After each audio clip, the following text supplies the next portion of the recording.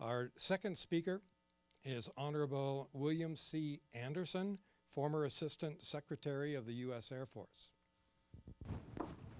Thanks, Dick. Appreciate it. Sorry for the delay. I have to follow the keepers in the back room. You have to do what they tell you to do. Thanks everybody for showing up today. Looks like a real interesting and diverse group that's here to hear what we have to say. Honestly, I feel a little intimidated with sharing the podium with the folks that I am sharing it with today, authors and professors, academics, what have you. I'm just a dumb old manufacturing guy, so these folks have bigger brains than I could ever imagine having. But I do have, I think, a little bit of a different perspective in terms of energy and greenhouse gases and environmental sustainability, because I, for many, many years, for the last 20 years, have been a user and a greenhouse gas emitter. First as running the largest part of the manufacturing business globally for the General Electric Company, and then for the last 3 years of the Bush administration, running the United States Air Force operations, the United States Air Force being the largest user of energy in the entire federal government. So I've had to deal with these issues from the perspective of somebody who has to pay the bills and deal with environmental regulations. And what we had to deal with was not all that different. The scale was different, of course, but it's not all that different than a small business owner or somebody who runs a household. You're worried about cost of your energy. You're worried about the reliability of the grid. And for those of you, I'm from the East Coast, I live in Washington, and spend a lot of time going back and forth on Amtrak to New York City. Well, 2 days ago, we couldn't do that because of equipment failure. There was no electricity to the tracks. So reliability, obviously, is a key issue. And finally, the availability of fuel. There are a few people in the audience, most of you are relatively young, but there are a few people in the audience of my age or older. I remember sitting in the gas lines with my father when it was hard to get a tank of gasoline for your car. So those are the three issues that we dealt with in the military, the same three issues, of course, that you are concerned about. Now, what I've been asked today to talk about is a little different in that my perspective is one, having been able to do this at the Air Force, it was not just the issues of supply and cost, but it was also the strategic and military implications of limited amounts of energy and the issues related with environmental sustainability.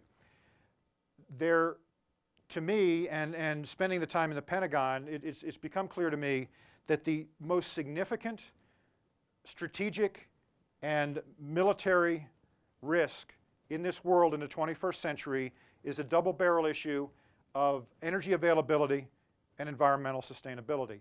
If we can't get our hands around this, we're talking about pressure points, flash points that could seriously trigger major international conflict in the not-so-distant future. So what I've been asked to do is talk about the concept of national security and whether national security can come about as a result of each country going after its own energy independence, or is the better alternative that we can achieve national security for each country through collaboration between countries and create, in effect, energy interdependency rather than energy independence.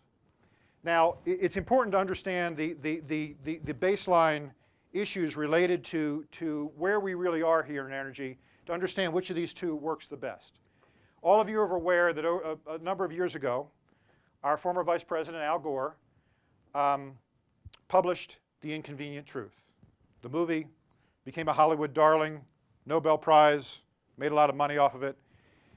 You got to give the man a lot of credit, whether you agree or disagree with the words he said. The fact that he brought this issue to the fore in this country was something that had to be done, and it was done and done very well. Now, as the years have passed, it has become obvious to a number of folks, and I'm not a big thinker, I'm just listening and reading to what I see, but it's become obvious to a lot of folks that there are some fundamental problems, some fundamental issues, that currents that run through the global economy and global reality that were not adequately factored in when Inconvenient Truth was developed and published. Now, Al Gore had his catchphrase, The Inconvenient Truth. I decided I was going to have my own catchphrase too. Now, I'm certainly not going to win a Nobel Prize, and I'm not going to make any money off of it, but I have deemed it the annoying reality.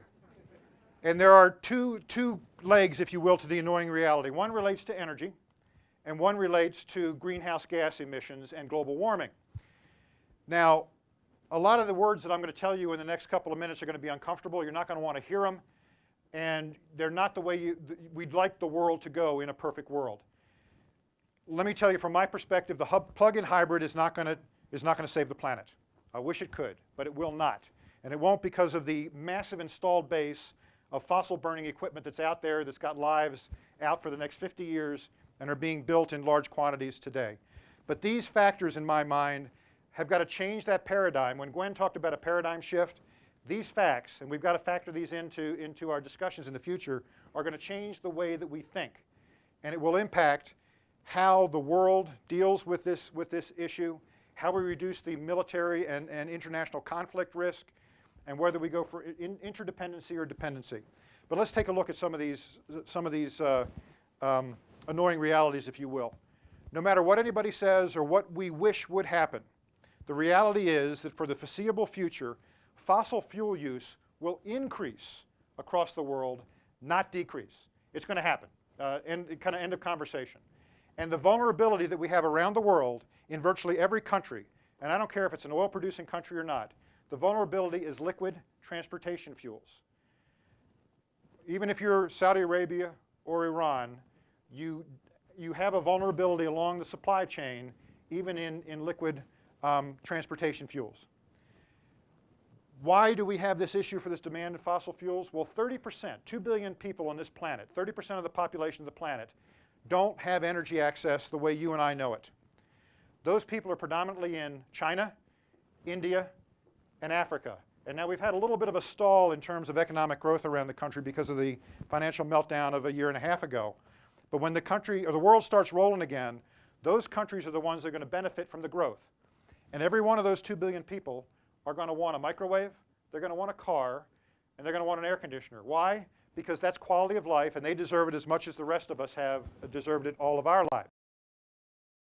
People into the grid and into the demand chain for liquid fuel, and there's no way that we're going to keep up with the alternatives that we have available for us.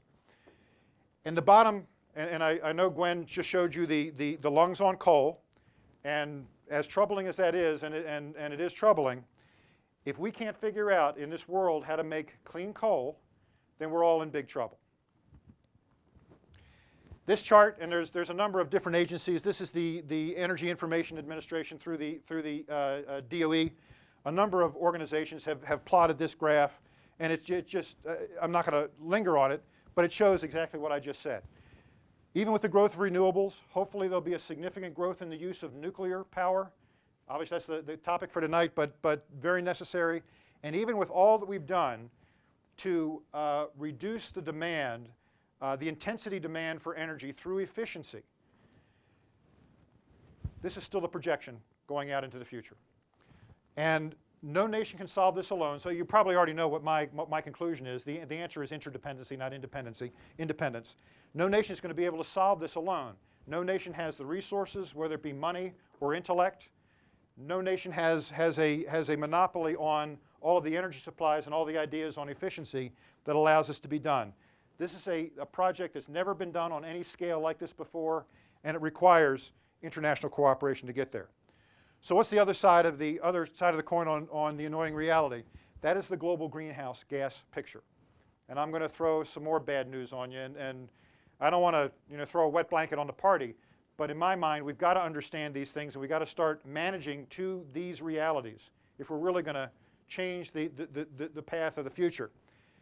Unless we see a radical change in the way that we manage CO2, and what we've talked about and what we lined up and what people advertise today as the solution is not that radical sea change I'm talking about. We're not even thinking the way we need to deal with CO2. We're not going to see the reductions in the net reductions that everybody is committing to do across the world. Those of you who follow the Copenhagen meetings, and there's another one coming up, as you know, in December, the world scientists got together, environmental scientists got together back in the spring for a Copenhagen conference. They ran an